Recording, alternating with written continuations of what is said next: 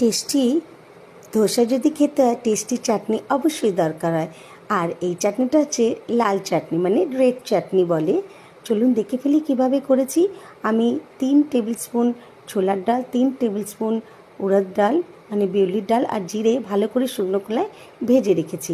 তারপরে ফ্রাইং প্যানে আমি নিয়েছি 2 টেবিল স্পুন তেল, তার মধ্যে দিয়ে দিলাম কিছু পরিমাণ রসুন আর অল্প একটুখানি আদা।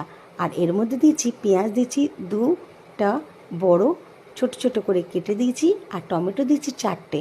এরপর দিয়েছি কাশ্মীরি লঙ্কার গুঁড়ো। আপনারা যদি শুকনো লঙ্কা দিতে চান তাও হবে, কিন্তু কালারটা ভালো করার জন্য অল্প একটু কাশ্মীরি লঙ্কা অবশ্যই দেবেন।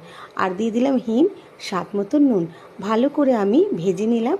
ভেজে এবারে আমরা এটাকে মিক্সার করে পেস্ট করে নেব। মিক্সারে দিয়ে দিলাম ভাজা ডাল, আর তার সঙ্গে দিয়ে দিলাম পেঁয়াজ আদা রসুন, যেটা আমি ফ্রাই করে রেখেছি। এবারে ভালো করে পেস্ট করে এর মধ্যে আমি ছক দিলাম। কি দিলাম, তেলের মধ্যে দিয়ে দিলাম আমি রাই মানে সর্ষে, আর দিয়ে দিলাম কারি পাতা। এবার এটা আমি ঢেলে দিলাম এই লাল চাটনির মধ্যে। দেখুন কি দারুণ আসছে আর খুব টেস্টি হয়।